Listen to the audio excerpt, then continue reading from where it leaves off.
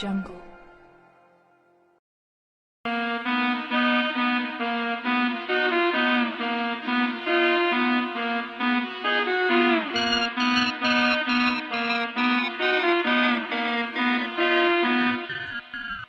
PH military trudges on a long road to credible defense capacity.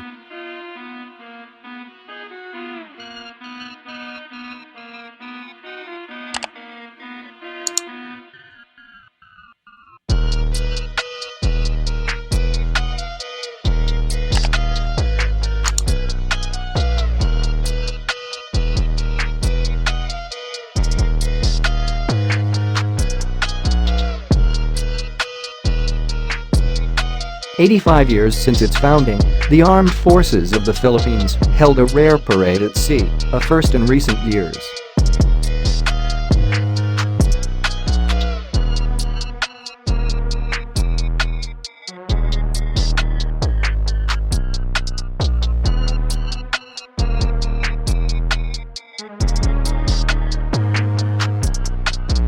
Seven large Philippine Navy ships followed by smaller vessels passed by Defense Secretary Delfin Lorenzana and senior military officials who were aboard the BRP Davao del Sur, LD 602, off the coast of Morong, Bataan on a bright sunny day in mid-December. Dozens of aircraft, old and new, put on a show in the skies.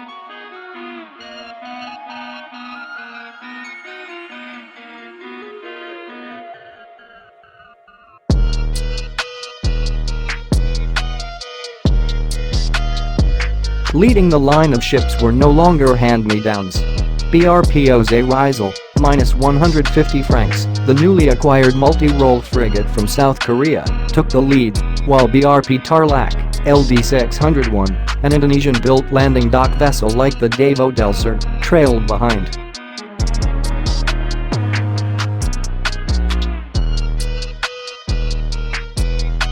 Just several months ago, the Philippine Navy's most capable warship was BRP Conrado Yap, PS-39, a former Pohang-class corvette from South Korea, named after a Philippine Army soldier killed in action in the Korean War.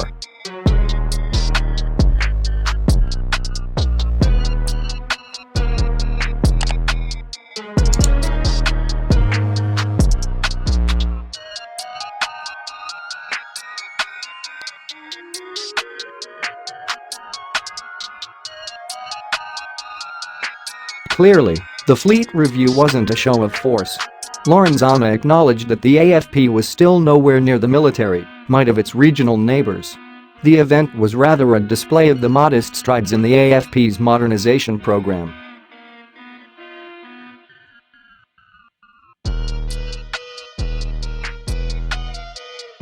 "We want to show the Filipino people that the AFP is continuously upgrading so they can see where their taxes go. It's a modest demonstration of our capabilities, but it's a big leap from where we came from before," he said.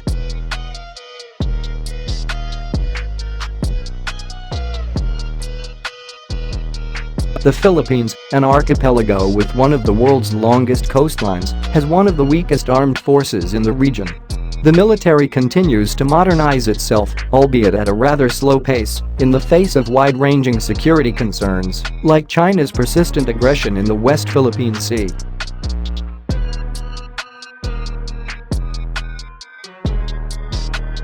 Efforts to build up the armed forces began under former President Benigno Aquino III in 2012 after the ambitious AFP modernization push in 1995 did not go as planned.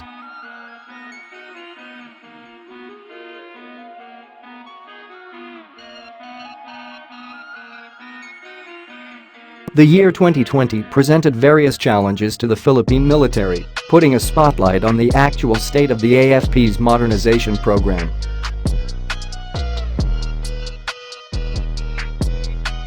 When the Visiting Forces Agreement, VFA, with the United States was threatened to be terminated after an outburst by President Rodrigo Duterte early this year, security and foreign affairs officials quickly cautioned against revoking the agreement straight away and pushed for a thorough review instead. The FA provides the legal framework for the large-scale entry of American troops into the Philippines. It also allows the U.S. to rapidly assist in disaster response, counter-terrorism efforts and capability building.